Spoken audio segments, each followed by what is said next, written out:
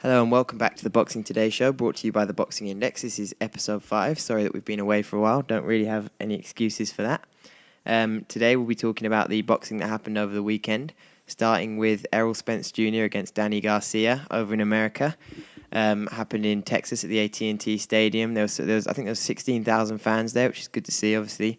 Hopefully coming out of all this coronavirus stuff. This was Errol Spence's first bout back since he returned from his death-defying car crash back in October last year. So I think this was more... Obviously, Danny Garcia is a decent opponent, and he's been a super lightweight world champion. He's obviously fought for welterweight world titles as well. But I think this was more about seeing how Errol Spence had recovered from the crash, whether there were any lasting damage. But he was aggressive from the off, really came at Garcia, looked sharp. Garcia just couldn't really handle him. He won most of the rounds. I say it was impressive to go straight in. He didn't really seem to have any ring rust, no crash effects. So yeah, I thought it was a really impressive performance actually. The only surprising thing was after the fight, obviously Terence Crawford was ringside and Spence didn't call him out or anything. So I thought that was a bit strange, and he didn't really seem to be pushing for that fight. But obviously that's got to be the fight to make now. Spence has beat pretty much everyone in that welterweight division over on PBC's side. I think the last little kink in the machine is probably Manny Pacquiao. I think he probably wants that fight before Pacquiao retires. I think I saw a statement from Pacquiao's team the other day that he's up for that fight as well. So maybe PBC will push that to just really draw all the money out of their fighters that they can before putting him in with Crawford, in case, obviously, if Crawford wins, then all the belts are over on Top Rank's side rather than with PBC. So yeah, that could be his next fight. But yeah, to be honest, I would put Errol Spence in as favourite against Crawford. I think, to me, he seems the better fighter. He seems the cleaner fighter. And I think off the performance yesterday, the Porter performance, he's beaten the better guys recently. He obviously beat Kell Brook when he was better. I know that Terence Crawford's beat him as well, but I don't think that was the same kind of Brook that he was coming up against. So yeah, I would put Spence as the favourite going into that fight. So I'm not really sure why he's not pushing it a bit more, but we'll have to see what happens in 2021, I guess. Over here, the big fight of the weekend was on Saturday night between Lyndon Arthur and Anthony Yarde. It was another upset in 2 weeks for Frank Warren's stable. Lyndon Arthur basically won it just using his jab, similarly to how Joyce did it the other weekend against Daniel Dubois. He threw the occasional right hand, but not really. I thought it was a pretty poor performance from Anthony Yarde. He didn't have particularly high punch output. He said he pushed the fight, but I didn't really see that too much. His trainer was in his corner, was telling him to relax when I thought he needed more urgency. He needed to really put it on Arthur.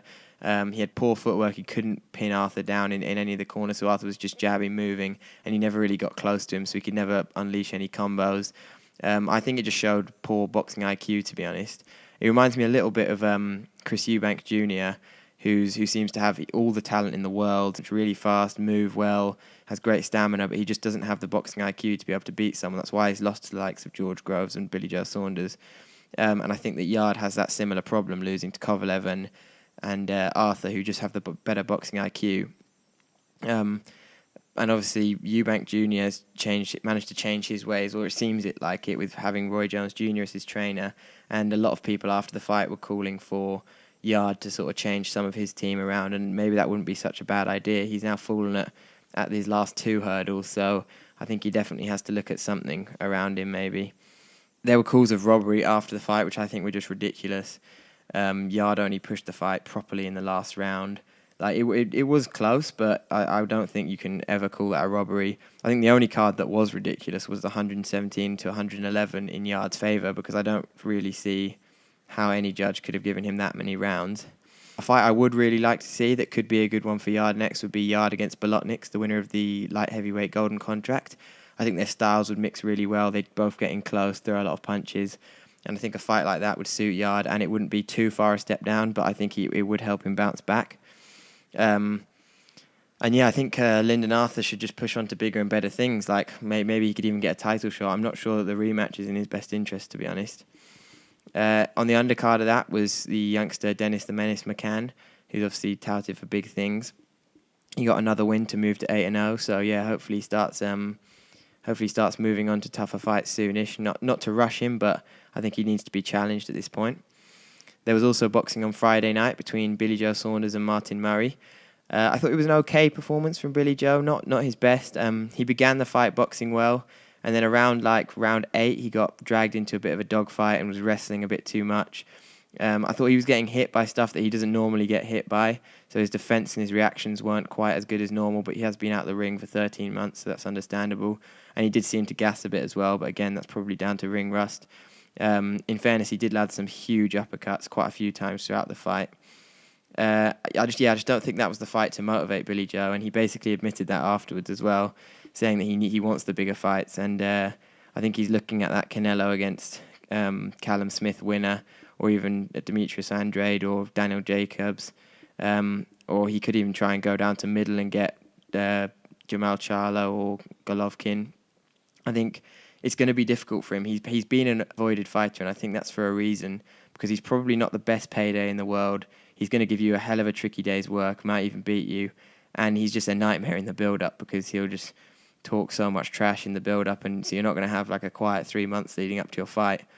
So I think he might, this is maybe a slightly controversial call, but I think he might be better trying to vacate his WBO and super middleweight belt, go back down to middleweight where I thought he looked lighter on his feet, quicker and sharper, and then try and become a mandatory of the likes of Golovkin or Charlo and try and get it that way. But I get that he's 31 now and he probably doesn't want to be having to go through that route.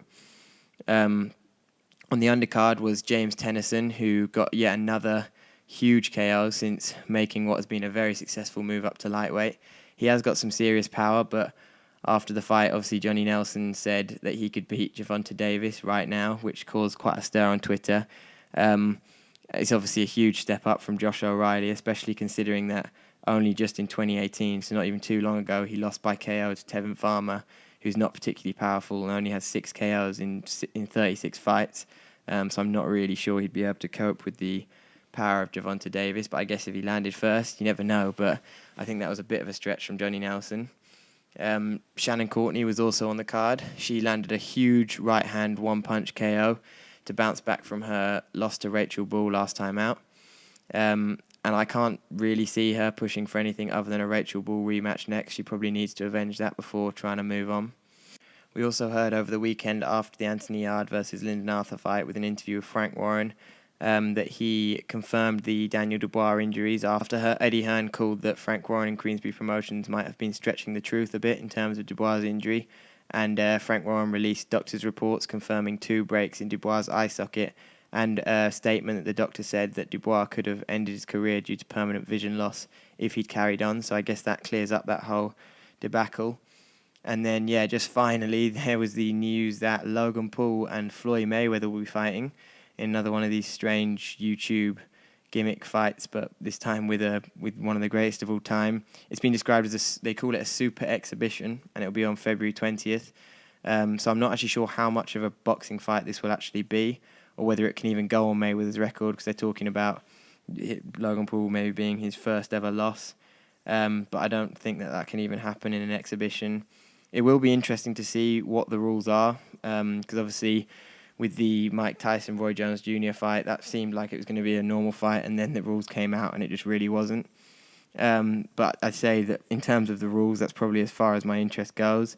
I'm not too interested in the actual fight. I think it's a classic money grab from Floyd Mayweather, but he's entitled to it. He's built the name to be able to do it.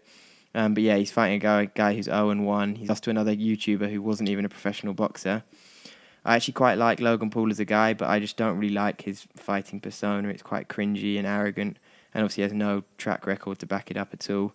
So yeah, I guess go get their money, but I think the build-up and hype will be far greater than anything that actually happens in the ring. I can't imagine it being the best spectacle in the world.